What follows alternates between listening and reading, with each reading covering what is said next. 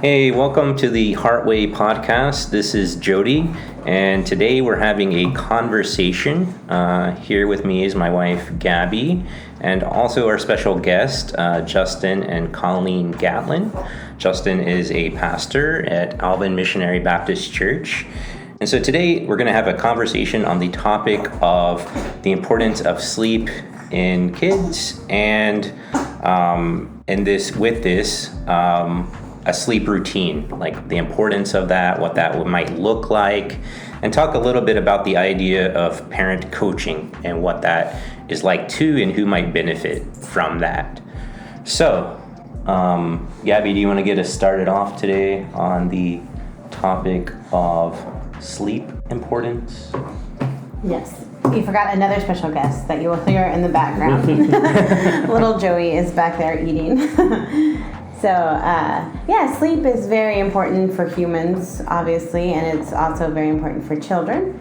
It's something that I think a lot of times we take for granted, thinking that it's a naturally occurring thing, but a good sleep routine or a good sleep habit or pattern is something that you have to learn or develop.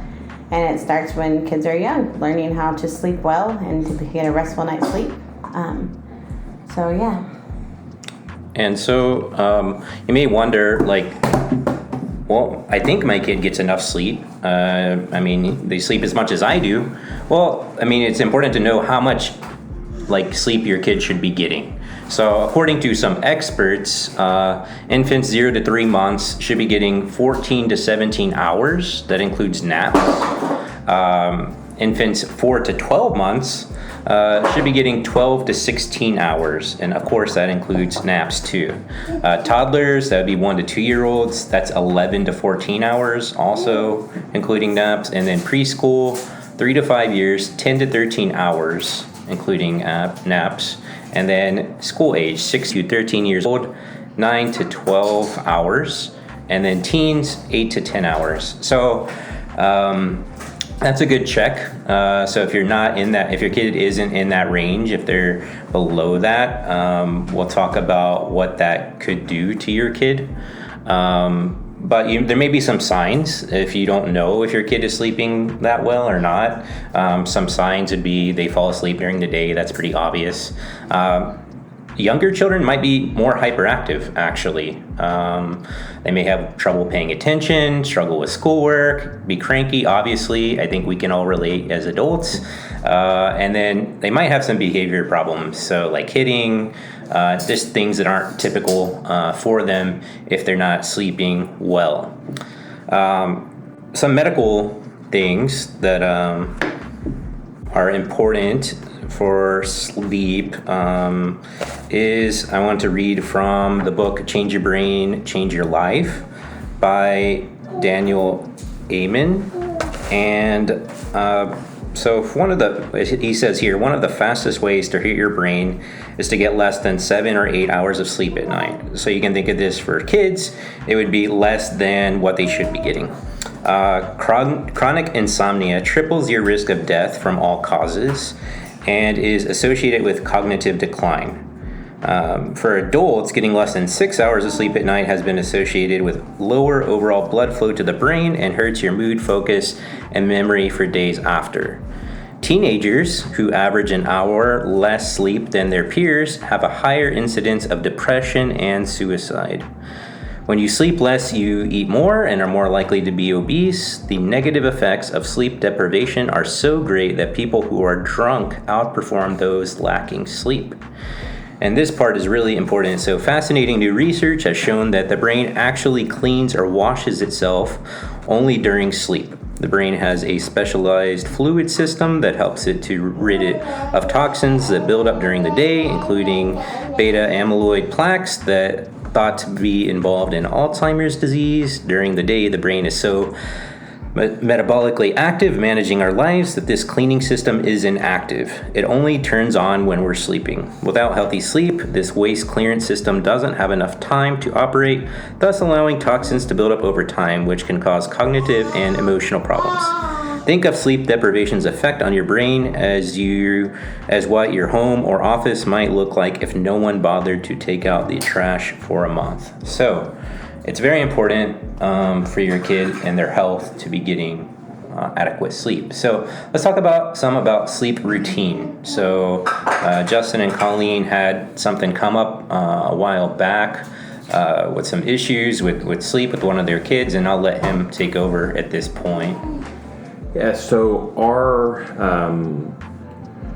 our baby that you can hear is 10 months old now, and so we went through some sleep deprivation with that right away. That affected the kids, the older kids too. We've got a 5-year-old, a 3-year-old, and a 10-month-old. And then when Joey was 5 weeks old, he got RSV and was in the hospital in pretty severe condition for a week or so. And so the kids were staying with my parents, and then Colleen and I were switching off. This was at a point where with the COVID restrictions, we weren't able to be there at the same time, and so we had to hand off being with the other kids, and it was a very stressful thing for them. And just a few months after that, our 3-year-old had a severe medical thing that they think may have been an allergic reaction, but he was in the hospital for 4 days, and it had not been very long after his brother had been sick. And all of our kids were so anxious after that the thought of being left alone just terrified them. And so to go to sleep at night, to be left in their room, they just were out of control. And so their schedule had already been messed up, so their routine was messed up. And then with this added stress, just going to sleep scared them so much they didn't want to go to sleep. And then I think about what you're talking about, where when you don't have sleep, your behavior gets worse and everything. And so it was this vicious cycle where the more tired they were, the harder they fought against going to sleep, and the harder things were. And of course, because we live here too, our sleep was also getting affected. And so we were seeing some of those same things. It's harder to be patient with your kids when you're tired, and harder to think clearly about how to solve problems when you're tired. And the thing to me that I associate with me not getting enough sleep is just feeling overwhelmed, just feeling I can't handle all these things that I'm dealing with. And so we were still stressed, whole hangover stress from both our boys being so sick and not knowing what was going on. And then, obviously financial stress from the hospital stuff, with the bills and things for that. When I found out Joey was in the hospital, I was in Arkansas at City Reach, and I had to leave a group of teenagers with other adults who had not signed up to be in charge so I could fly home. And so we had all those things that really, he's doing fine now, really wrecked our schedule. And so we had a really hard time figuring out what to do. And so we started trying to figure out, okay, how do we help them? And the problem is that the way we were trying to help them was not helping them. Well, and it was helpful for sleep training when they were smaller. And so we were operating on, okay, this worked before under different circumstances, but we were not in the situation where they were anxious. It was not helpful. It was actually hurting their sleep worse. Right. So when we sleep trained them the first time when they were little, we did the sit with them for 1 minute and then leave for 1 minute and come back, and then you're gone twice as long every time or whatever, so they built that confidence that we would come back, that we weren't going to abandon them. And so that was kind of our thought process was, okay, they're really scared, we'll come back. But they were at such a different developmental stage. They weren't a baby where they were going to fall asleep in 10 minutes of doing that. They were still awake an hour later, like waiting on you to come back again and counting the minutes. And so what was really effective for 1-year-olds, for both of our kids, for a 5-year-old and a 3-year-old, was destructive. It was creating this attitude, it was adding to their anxiety instead of alleviating their anxiety.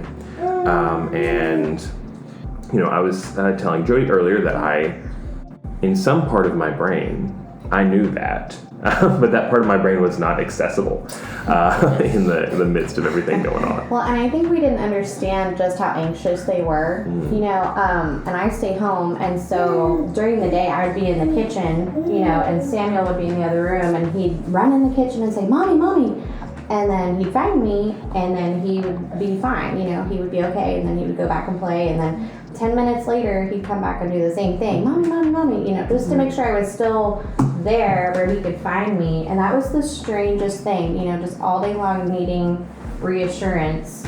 And I'm not sure when that quit, but it definitely started when he started getting a good night's sleep. It started to get better even during the day. Right.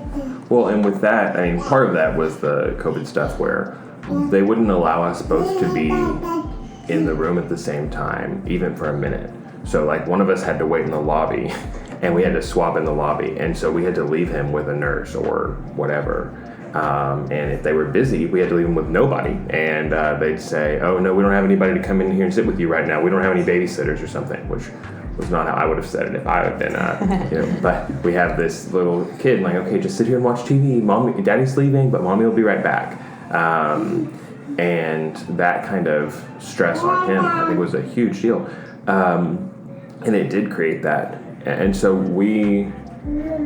our ability to draw on the knowledge we did have was really short-circuited by all the stress going on. And so that's when we reached out to Jodie and Gabby for coaching. And I really like that word coaching because we might look at it and say, I have I've read books and stuff, and I've got training in this stuff. You know, I studied this in seminary, and I've got some counseling certifications and everything. But to apply it in your own life, it's really hard. And to apply it when you're stressed out and not thinking clearly, and your kids are stressed out, and you're so emotionally entangled in everything is really hard. And so the thing I like about that term coaching is, you know, a first base coach on a baseball team is not a better baseball player than the baseball players, you know, but they're outside of that situation and they can spend a lot of time thinking about, okay, how should this be handled? They're not emotionally involved to the same extent. And so they can give you an objective third-party perspective and say, hey, here's some ideas that you can try. And so, you know, it was as simple in this case as reaching out and give me some information, and then Gabby sent us like a 2-page PDF of like ideas to try. And once we had that, I was like, oh duh, you know, obviously this makes perfect sense. But to have the resource to, you know, you're gonna be able to overcome the pride thing that's like, you know, I'm not a bad parent, I don't need somebody to tell me what to do or what, like to overcome that and to be able to say, just like, you know, Tiger Woods has a golf coach, and just like, you know, you have somebody to come alongside you and say, hey, here's some things to try. And they're not like strict rules. It's not like, oh, hey, you have to do these 11 things in this order on this time frame or you're a terrible parent. It's, here's some things to try. If one of these things doesn't work, try something different. It's a strategic approach. And so for us, the parenting coaching stuff, even in that really informal way, was so helpful. And I really hope that people will take advantage of that as a resource as well. I'm glad to hear that, Justin. Thanks for sharing, Justin and Colleen, on that situation. Yeah, I mean, good counselors need to be counseled. Good coaches need to be coached. And so to think that you're just some individual that's like above all of that, that's when, you know, problems can occur. So what I'm saying is anybody can benefit from a coach. Mm-hmm. And so like Justin pointed out. And so Gabby is going to add here, we heard some about Justin and Colleen's and their situation with their sleep routine. And they had overall a lot of good things happening in their routines. And but they're, you know, just as Justin described, just some things were going on, and you know, when you're sleep deprived, it's hard to see it. And so, Gabby, what are some other things that people can be on the lookout for in creating a sleep routine for their kids, because we see a lot of kids up late in the wee hours of the morning, and dysfunctional type families. So what are some things that families could do to develop a good sleep routine? As parents, we need to remember that our goal is we want our children to be successful, not just in academics, although that's important, and not just in sports, but we want them to be successful in following Christ and having the right mindset and the right heart. And that's hard to do if you are sleep deprived. That is very hard to find that patience, and that joy, and like Justin and I talked about, just being overwhelmed. Kids are going to feel those same things, and those emotions are going to be even more raw than adults. So for our children to be able to truly show Christ and even really experience Christ in some ways, they need to have good sleep. So some simple advice that maybe you can implement into your family's routine, which again, we say routine. Kids thrive off of routines. It doesn't mean a schedule necessarily where 8 o'clock your kid is sitting down in their bed. That might not work perfectly for you, but the same routine is beneficial. Setting a good routine is really important for good sleep. Making goodbyes or good nights short. Transitions are very hard for children, especially if a child is having some anxiety going to sleep, which that's really common. Especially younger children, and sleep anxiety is really common, and so making those good nights short. So, go in, say good night, I love you, say your prayers, or do whatever you do on your normal night, and then get out of there. It's not a prolonged, you stand in the doorway, answer a million questions, like it's going to bed. You say good night and then you leave. And kids come up with the best questions at nighttime. But, maybe even having something that you can jot that you can tell, hey, you know what, I can choose my kids. Hey, Gideon, I'm going to write that question down, and we can hit that tomorrow morning when you wake up. And so they know that you care about them and that you care about those questions, but you're not going to start making their brain think as you're trying to lay them down. And you can explain to them that too. Like, now is not the time to solve problems. It's just the time to sleep. To relax, Mm-hmm. That was, for us, shortening the goodbye time was the biggest thing that we did that helped. Because that's what they didn't want us to leave, and so we were not leaving. And thought that would make it better, and it made it worse. But even stuff like, so we have, the brush your teeth and then read a story and then pray and then lay down and everything. We had done most of that in their rooms before, but by doing everything in the living room except like good night, made it very clear for them, okay, here's our together time, and then now you're in your bed. And so reading our stories and praying and everything separately in a separate location seemed to help their routine a lot. Like, here's where we do this, and here's where we do this, and here's where we do this. The mental cues gave them some structure. And like you say, kids need structure. Adults need structure too, but kids especially need structure to help them deal with all of the stuff that's coming at them all the time that they're not familiar with. And so that was the single most helpful thing that you told us, was about shortening that goodbye. And again, our immediate instinct was to do the opposite, was to do something that was making it worse instead of better. Because for that second, right, it does make it better. They do stop crying, and they do feel, oh, I'm safe, and I'm mom's back there. But we have to keep big goals in mind. Our ultimate goal is that we want our children to sleep well, and in order for that, they have to feel comfortable going to sleep. So that's exactly So it's doing what you say you're going to do is another one. If you tell your kid, okay, I'm not coming back in here tonight, I'm telling you good night, you have your water bottle, you're safe, I'm not coming back in here, even if you scream. Letting your child know that actually reduces anxiety for a lot of children. And this isn't necessarily for the tiny children, but as children get older and are able to reason more, telling them, I'm not coming back in here because you're fine and it's time to sleep, can actually, and if you follow through with it, can actually reduce anxiety, because the child's not thinking, okay, well, if I scream just a little bit longer, then my mom's going to come in maybe, or maybe she won't, I don't know. That's a lot of anxiety for a child. And So as a child gets older, setting boundaries better about I'm not coming in. I'm not going to come in here. You're fine. So that might be a little messy to start it off with. But positive reinforcement is something that I feel works really well in this area. So with little kids, it can. So I'm not a huge proponent of sweets, and especially not in the morning. But for our kids, it goes in cycles, and sometimes our sons will do the whole I can't sleep, Mom, I can't sleep. And so we'll do, okay, well, if you stay in your bed at night, then the next morning you can, have a couple of M&Ms. And it sounds silly, but it will keep them motivated for that. And then, we'll tell them if you stay in your bed for 5 nights in a row, well, then on Saturday morning you can wake up and you can pick a Netflix cartoon to watch. And that little bit of positive motivation, positive encouragement is enough to motivate them to stay in their bed for the week. So every once in a while we have to, I wouldn't call it bribing, but it's positive reinforcement, and it works a lot better than threatening, because when you threaten a child, if you come out of your bed one more time, I'm going to bust your butt. That is such an emotionally charged thing for a child. That is doing the opposite of what you're seeking to do, which is calm them down, relax them, get them ready for bed.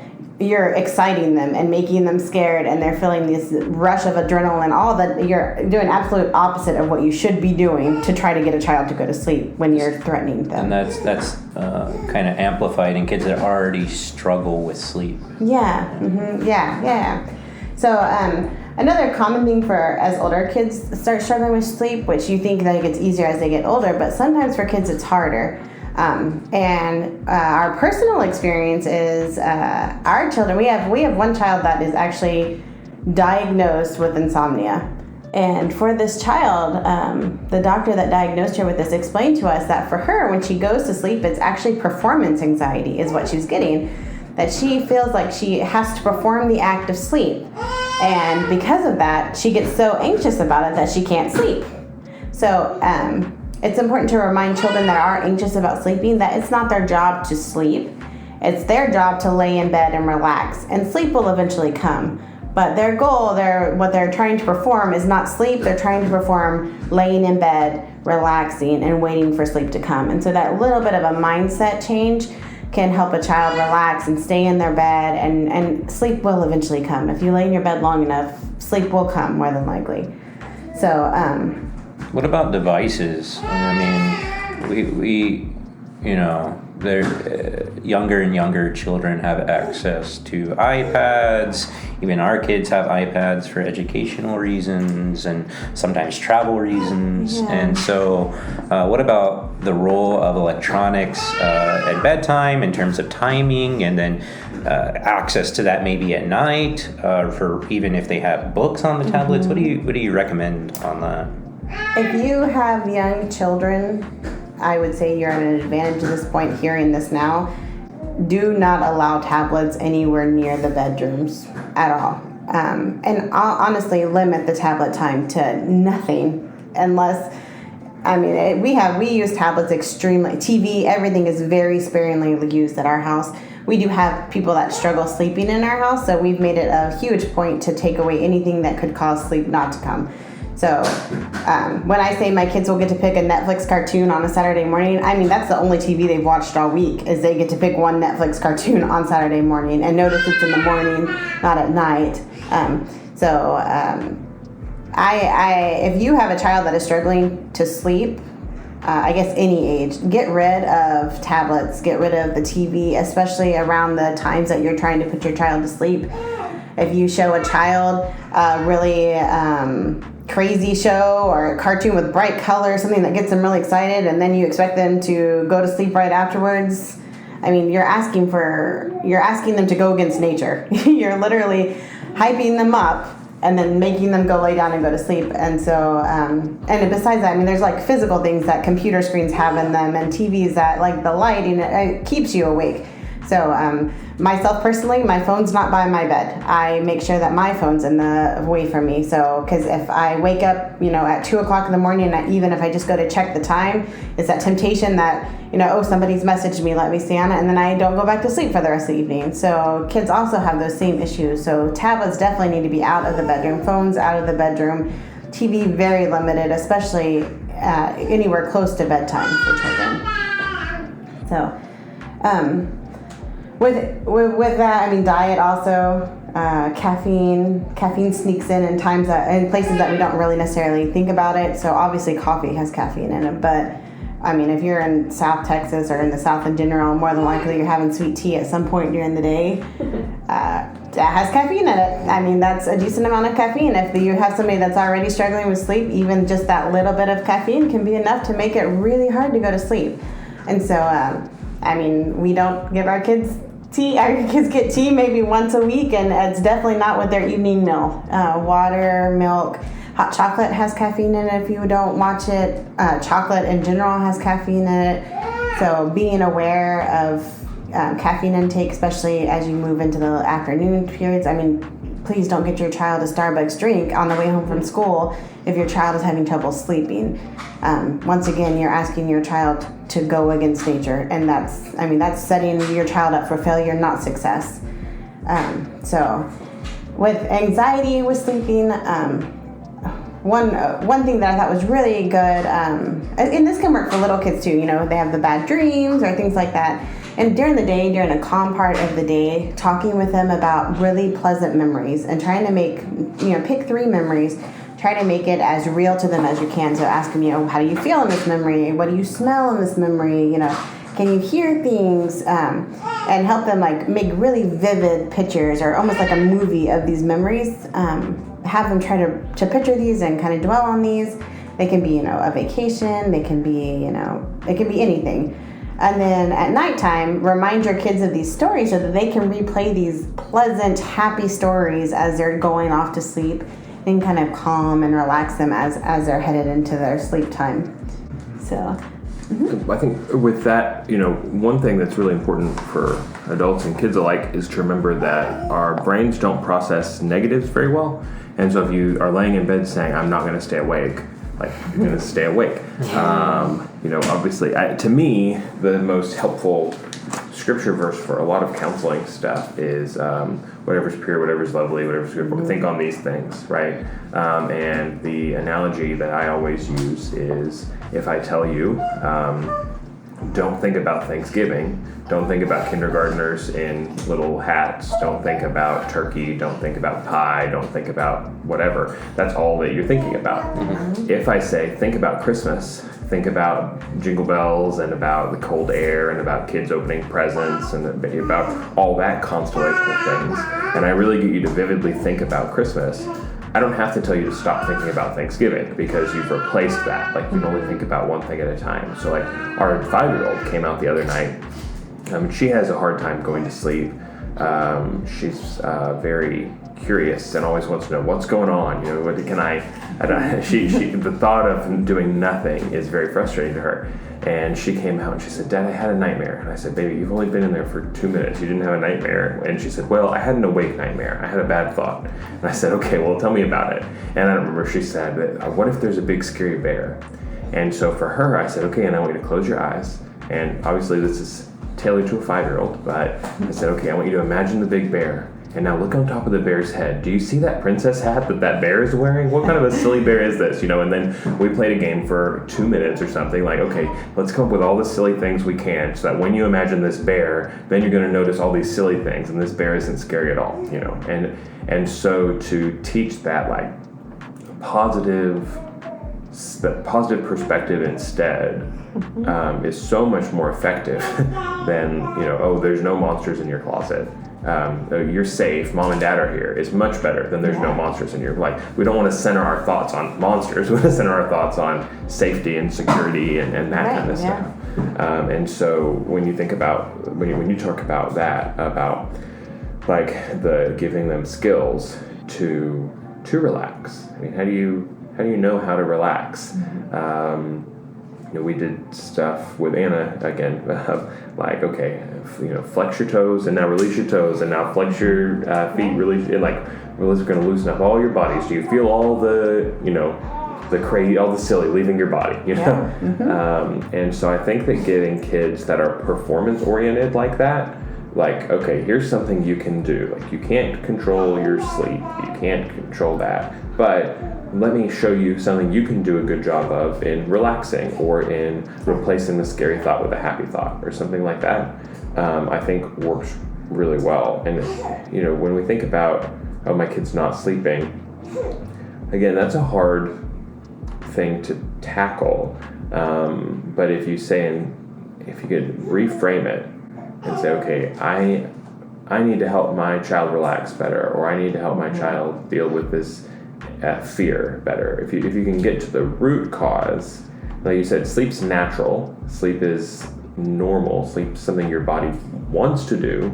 And if you remove the barriers to it, then it works a lot better. But if you try to attack it directly, then you just generate more anxiety and more trouble. So for our kids, doing that stuff, we were pretty good about a routine already, but the hospitalizations and stuff messed that up. And I really admire anybody who has a life that is so stable that you can start bedtime at 7:23 every night. And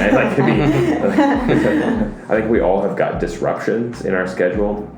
And if your goal becomes a schedule instead of a routine, then now you are anxious too. You're like, oh, hey, we're 10 minutes past. But if your goal is, hey, we're going to relax, we're going to go to sleep, we're going to be in a good mood tomorrow and good energy tomorrow, then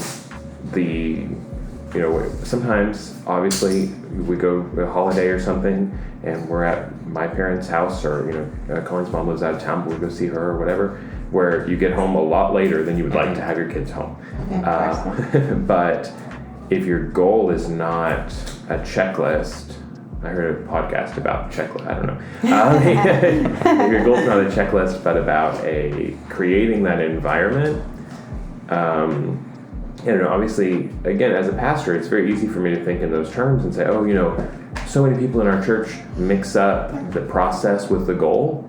But then as a parent in my own life, it's so easy for me to mix up the process and the goal and be like, okay, am I pursuing something for its own sake? Like, oh, hey, when I'm talking to other parents, I want to tell them that my kids are asleep by 8:03 or whatever. Yeah. Or is it my kids are different from each other? And I want them each to get the rest that they need so they can be the person God made them to be. And I want to get whatever coaching or help I can get to help me facilitate that. It's just a much healthier mindset and happier too. Yeah. Changing those mindsets are really important.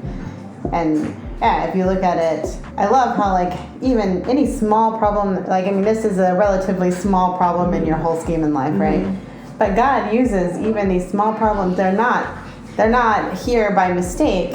The skills that we teach our children on how to fall asleep, these are skills that carry over into tons of aspects of your life, right? And God uses these small, sleep for you might be small in your thing of life, but for a little child, that's maybe their biggest thing of their day. So it's a big deal for them. And we can use these simple little things that in our eyes that just make, teach these skills, and they're just so important in the end for the children, because it's not just about sleeping. It's about learning, like you said, learning how to, process your emotions, how to, change your perspective, learning that you are, that God teaches that, that you're safe and secure, that you have security and you are safe. And so there's just so much that you can learn just from sleeping and teaching your child sleeping, and so much that your child learns from that. And so I read something I thought was really interesting. It was about why we need sleep, and how the Bible actually doesn't specifically say why we need sleep, but why we need to eat, or why we need to, any of that stuff, all the stuff we have to live. The Bible doesn't tell you why you have to have all that to live, but you can understand slightly. It differentiates you as a creature versus the creator. You need these things because you didn't create yourself. You need the stuff because you're a creature. And so it encourages our dependency on God. It teaches us that, we are separate from God because we still need sleep. God doesn't need sleep, we still need this thing. So yeah, and I like what Justin said about getting to the root of whatever the sleep issue may be. That's in our way, that's what we're all about, is getting to the source. And so it could be fear. Maybe your kid has something that they need to talk about, and those things need to be talked about, and that's disrupting their sleep. So that's something that you would need to ask questions to and get to. In the case of our daughter, I think think her fear was, as Gabby said, like about not sleeping. So there are some things, like Justin said, that he mentioned about tensing up and relaxing different parts of your body and focusing on that. There's other things you can do. There's breathing exercises. One of them is like called 5-5-5, 5 seconds in, 5 seconds hold, 5 seconds out, and just repeating that process, teaching your kid that and to think on that. Our daughter does not like breathing exercises, so that doesn't work for us, but there's a lot of people that works for. There's another thing you can do. It's called 5-4-3-2-1 as a grounding exercise. You find 5 things in your space that you can see, and you focus on those 5 things and identify and name them. Then 5 things that you can hear. It could just be the AC. It could be a car passing in the background. It could be the creak of the house. And It could be a 10-month-old. Yeah, it could be a 10-month-old. And it could be 5 things you feel. And maybe if you can even touch those things and think about the sensation it creates. And then you do that 4 times, 3 times, 2 times, 1 time. And that's a way to ground yourself. And that's a good relaxing exercise for some people. Yeah. I think about in the Psalms where it says it's vain for you to rise up early and stay up late because he gives his beloved sleep. And to me, that gets to the heart of what you're talking about, Gabby, with the creator distinction. Is I think all rest in the Bible, for us as adults at least, is an act of faith to believe that God can keep working when I'm asleep. That, like, I'm not the one personally holding the world together. And we might look and say, well, kids don't have any responsibilities, and what could they possibly be worried about and feel like they need to be up maintaining? But of course, the truth is that just because we've forgotten the stress they feel about their schoolwork or about their friends or about whatever, that those things are a big deal to them, and they feel like they need to be up solving that problem and maintaining that. Even like our daughter, 5-year-old, big imagination, is like, oh, what happens if something happens to one of my stuffed animals tonight? Like, what if they're worried that I've forgotten about them or something? And like, to us that's silly, but to her that's so real. And so to build up that faith is so important. And I think that the consistency and everything, because as you can't make somebody have faith in God, even a child, that's not something that's in your control, but by showing them that you, their earthly parents, are reliable, and you say you're going to do what you're going to do, and you're consistent, whether in their routine or keeping your promises or keeping your warnings or whatever, that teaches them, okay, I can trust, I can deal with this. And I think that it's not a coincidence that some of the kids who have the worst sleep disruptions have got the most unstable Yes, for homes. sure.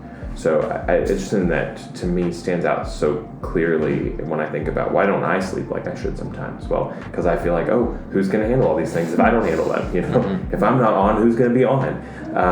But to step back in faith and say, okay, God can do more in 6 days than I can in 7, or God can do more in 8 hours than I can in 24. To step back and do that and to model that for my kids, and to give them the stability where they can have that kind of faith and they can have that kind of trust, is something that I think is so important, that I think that you guys were really able to help us work toward, although it's still something I'm working on. Yeah, if my wife weren't here, I'd say I've got it under control. I've got it now. Colleen keeps you honest. Keeps me honest, that's right. Yeah, My sermons are so much more interesting when she's in the nursery. Yeah, thank you guys for sharing. Yeah, it's a work in progress. Even with Gabby and I and our kids, their ages are 12, 9, and 7, and so we're still a work in progress. And I think that's fitting for all of us with our parenting and our personal lives. And so, if we could benefit you guys in any way, we would love to do that. So don't hesitate to reach out for parent coaching, or if you know of someone that is looking for something like this, don't hesitate to recommend them to us. We would love to help in any way we can. And this has been the Heartway Podcast, where we help with issues at the source. And we're so excited to have had Justin and Colleen with us today, and their kids, and Gabby. And so until next time.